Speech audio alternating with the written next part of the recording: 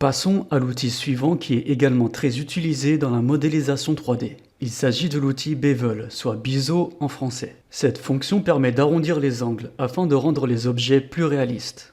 La touche raccourci permettant d'effectuer cela est la touche CTRL B. Pour l'exemple, nous allons appliquer un bevel sur les angles du haut du cube uniquement. Passons dans un premier temps en Edit Mode. On sélectionne le mode Edge, puis on vient sélectionner les arêtes du haut du cube en restant appuyé sur la touche Shift. Puis on appuie sur les touches CTRL B. Nous voyons qu'un biseau a été effectué et nous pouvons modifier sa taille en bougeant légèrement la souris.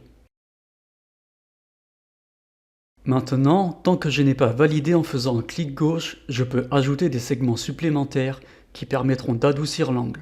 Pour faire cela, c'est très simple. Il suffit simplement de scroller sur la molette de la souris. En avant pour en rajouter et en arrière pour en enlever. Il est conseillé de toujours en rajouter un nombre pair si on veut en enlever par la suite et pour que notre modélisation reste symétrique. Nous pouvons voir le nombre de subdivisions en scrollant et c'est affiché dans la barre de statut.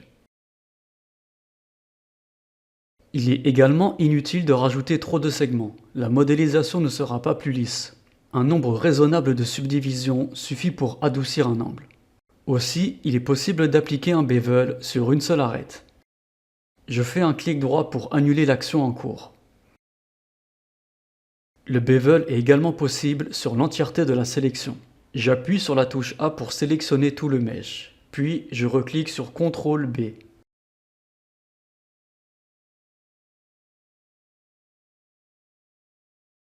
Nous pouvons également appliquer un bevel sur les faces. À noter que Blender mémorise le dernier nombre de segments que vous avez réalisé. Si vous avez effectué précédemment un bevel de 5 subdivisions, le prochain que vous effectuerez sera automatiquement de 5. Mais vous pourrez toujours modifier le nombre par la suite. Il est possible d'appliquer un bevel sur un simple vertex ou sur des vertices. Je sélectionne un vertex, mais cette fois-ci pour effectuer un bevel, ce ne sont pas les touches CTRL B, mais les touches Shift CTRL B. De même, nous pouvons contrôler sa taille, mais aussi le nombre de subdivisions.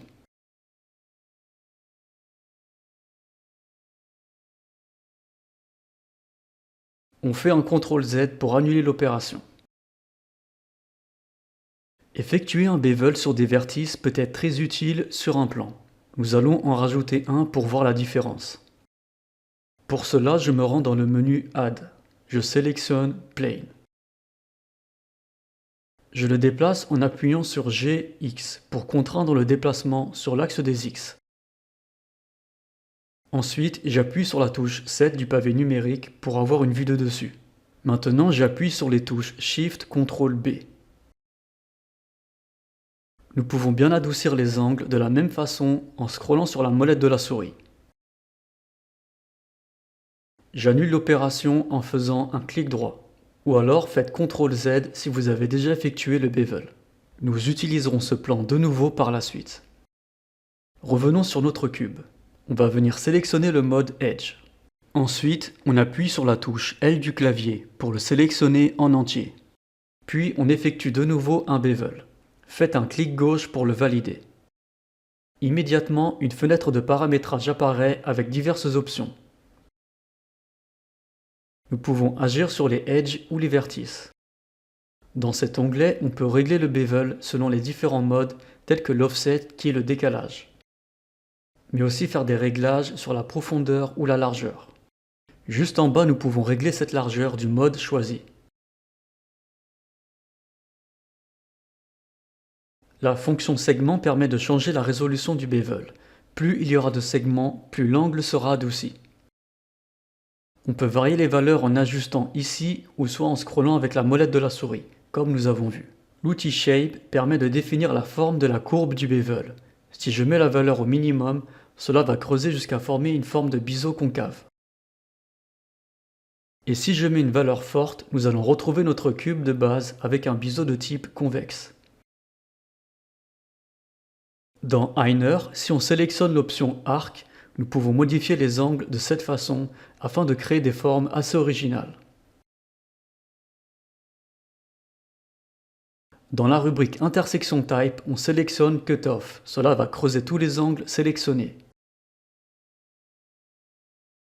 Dans Profile Type, on clique sur Custom. Et là, nous pouvons créer nos propres angles personnalisés en ajoutant ou en supprimant des points sur le widget si présent.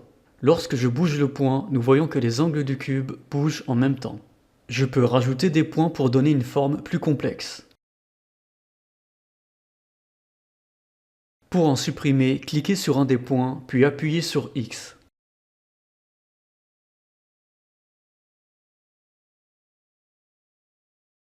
Revenons à notre plan. J'appuie sur la touche 7 pour avoir une vue de dessus.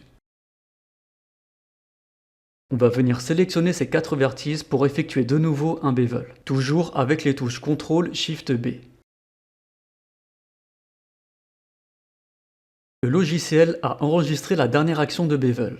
Pour remettre les paramètres par défaut, il faut faire un clic droit dans la rubrique que vous souhaitez, puis cliquer sur l'option Reset to Default Value. Refaites-le sur toutes les rubriques où vous avez effectué des modifications. Maintenant, tout en bas de la fenêtre de paramétrage, cliquez sur l'option Custom. Lorsque je bouge un point présent sur le widget, nous pouvons mieux voir les modifications. Si aucune modification ne se passe, pensez à augmenter le nombre de segments, ainsi qu'à augmenter les valeurs dans la rubrique largeur. Nous avons aussi des presets prédéfinis par Blender.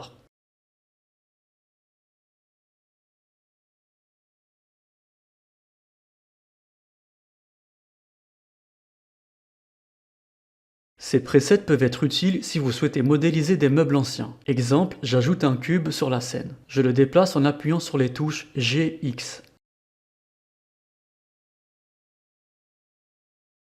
Pour commencer, je sélectionne la face du bas, puis je clique sur l'outil Move pour déplacer cette face.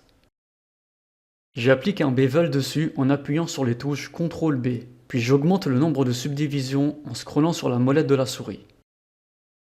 Je me rends dans le paramétrage du bevel et j'appuie sur Custom.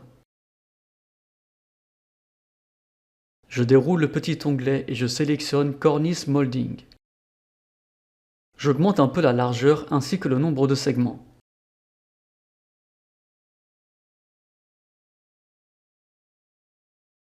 En rajoutant suffisamment de subdivisions, nous voyons plus clairement la forme du pied de table.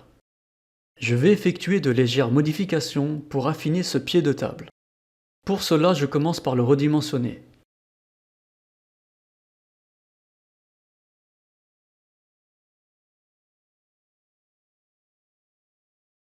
Je sélectionne la face du haut. Je la baisse avec l'outil Move. Ensuite, j'applique une insertion de face avec la touche I.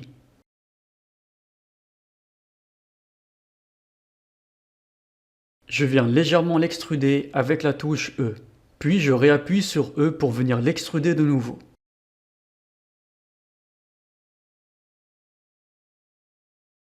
Ensuite, avec la touche Shift enfoncée, je viens sélectionner les 4 faces présentes sur les côtés.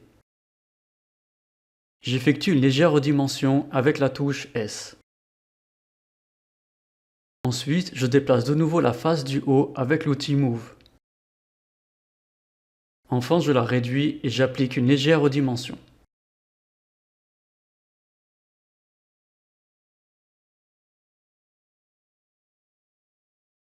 Dans ce mode Custom, nous avons également d'autres presets. À vous de choisir celui qui vous conviendra le mieux pour votre modélisation.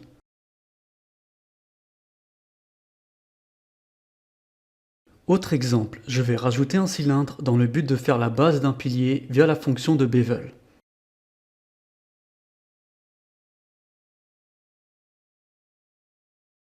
Je vais cette fois-ci en appliquer un sur la face du haut du cylindre. Actuellement, il s'agit du précédent preset Crown Molding puisque le logiciel a mémorisé le dernier bevel effectué. Je sélectionne cette face et je la déplace vers le haut. À présent, nous avons la base d'un pilier. Dernier exemple, je rajoute un autre cylindre pour effectuer de nouveau un pilier.